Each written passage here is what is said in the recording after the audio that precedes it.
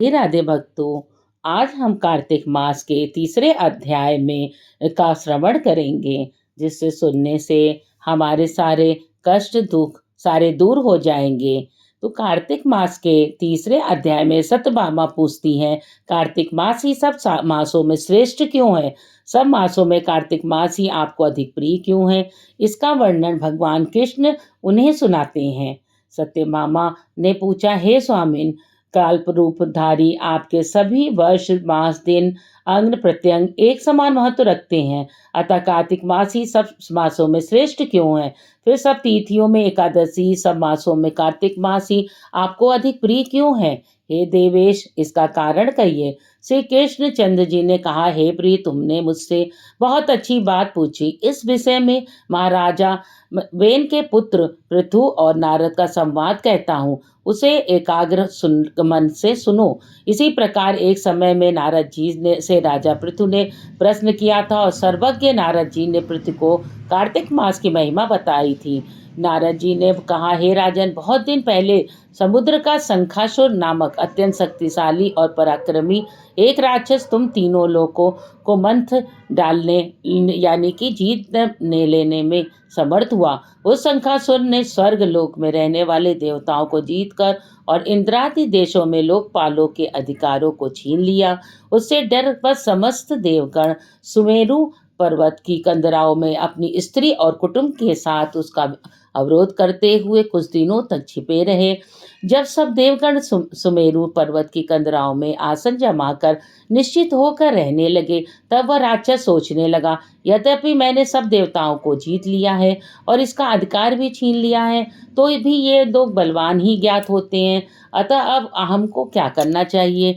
आज हम मुझे ज्ञात हुआ कि ये सब देवता वेद मंत्रों से बलवान हो रहे हैं। उनके वेदों को हर लेने से ये स्वतः बलहीन हो जाएंगे। नारद जी ने यहाँ ऐसा मानकर शंखासुर विष्णु भगवान को सोते देख सत्यलोक से स्वयं उत्पन्न समस्त वेदों को चुरा लिया। जिस समय वह वेदों को चुरा रहा था, उसी समय बीजों के साथ यज्ञ मंत्र उससे डर से जल में छिप गए। शंखासुर भी वेद मंत्रों और बीज मंत्रों को खोजता हुआ समुद्र के भीतर घूमने लगा, किंतु वह राक्षस मन उन वेद मंत्रों को एक स्थान पर कहीं भी नहीं पा सका। इसी समय ब्रह्मा जी भी उस सब देवताओं के साथ पूजन सामग्री उपहार लेकर बैकुंठ लोक में विष्णु भगवान की शरण में पहुंचे।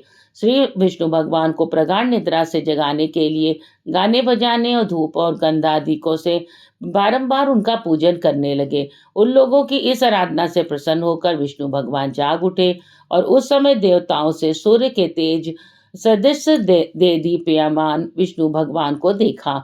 तत्पश्चात देवताओं ने विविध सामग्री द्वारा षोडशोपचार से विष्णु भगवान का पूजन करके पृथ्वी पर दंडवत किया। तब भगवान विष्णु ने उनसे कहा, हम आप लोगों से इस कीर्तन तथा मंगल गान का प्रसन्न है। आप लोग अपना अभिष्ट वर मांगे, मैं संघर्ष सहर्ष ही दूंगा।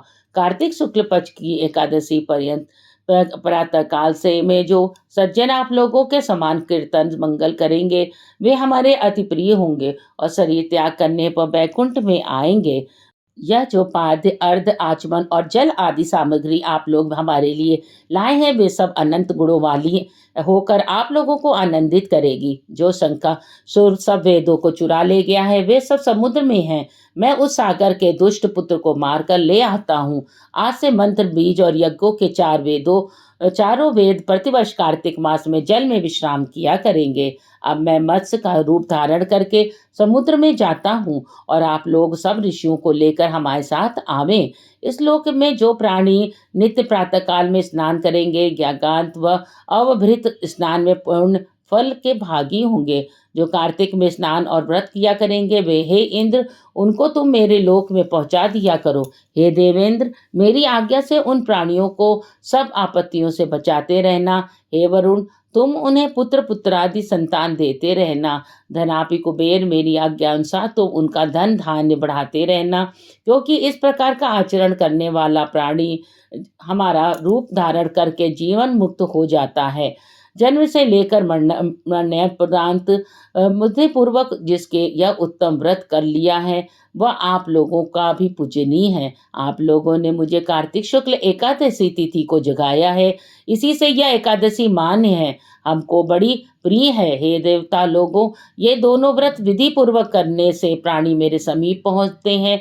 इस प्रकार का न कोई तीर्थ है, न कोई व्रत है, न कोई यज्ञ है जो स्वर्ग दे सके। कार्तिक मास कथा का अध्याय 3 समाप्त होता है।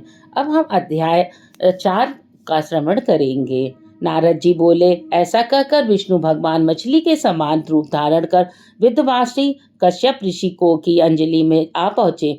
कश्यप ऋषि ने दया करके उन्हें अपने कमंडलू में रख लिया। जब वह अपने कमंडलू में न समा सके तब उन्हें कुएं में डाल दिया। जब उसमें वह मछली न समा सकी तब उसे तालाब में फेंक दिया, और जब तालाब में भी न समा सकी तो उसे समुद्र में डाल दिया।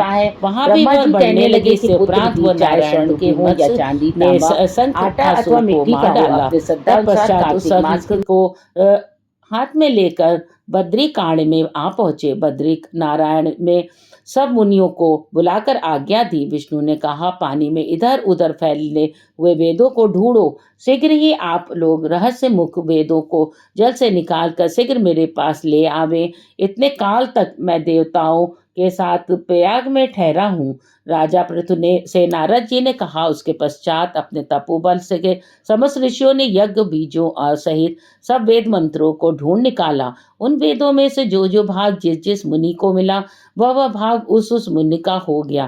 तत्पश्चात हे राजन, उसी दिन से उस भाग के ही वे ऋषि कहलाए। सब वेदों को लेकर मुनिगण प्रयाग में आए और ब्रह्मा को उन लोगों ने सब वेद समर्पित कर दिए। सब वेदों को पाकर ब्रह्मा उस बड़े प्रसन्न हो गए और तुरंत ही उन्होंने देवताओं तथा ऋषियों के साथ अश्वमेध यज्ञ किया। यज्ञ के अंत में देवता, गंधर्व, यक्ष, नाग और ग्रह गण विष्णु को भूमि में दंडवत करके प्रार्थना करने लगे। देवता गणों ने कहा, हे देव, हे जगन्नाथ, हे प्रभु, हम लोगों को प्रार्थना सुनिए। हम लोगों के हर्ष का समय है, इसमें आप हमें वरदान दीजिए। इस स्थान से नष्ट हुए वेद पुनः ब्रह्मा को मिले।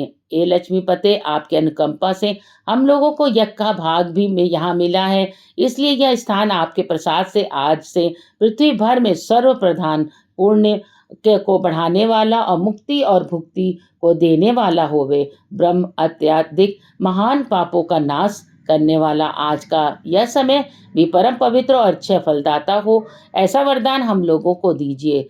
श्री कृष्ण विष्णु भगवान ने कहा, आप लोगों ने जो कुछ कहा है वही हमारा भी ध्येय है।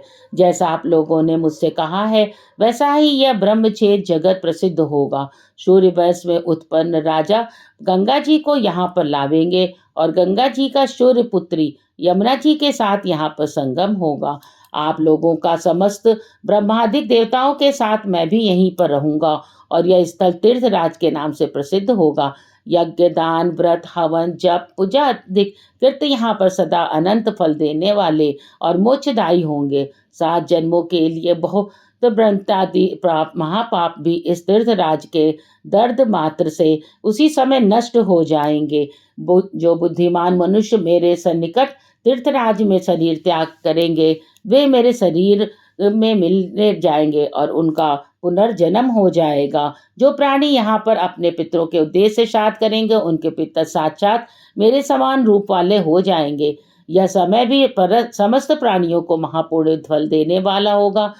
जो लोग इस तीर्थराज में मकर राशि के सूर्य में स्नान करेंगे उनके समस्त पाप विनष्ट हो जाएंगे। मकर की संक्रांति होने पर माघ मास में प्रातःकाल स्नान करने वालों के केवल दर्शन मात्र से सब पाप विनष्ट हो जाते हैं।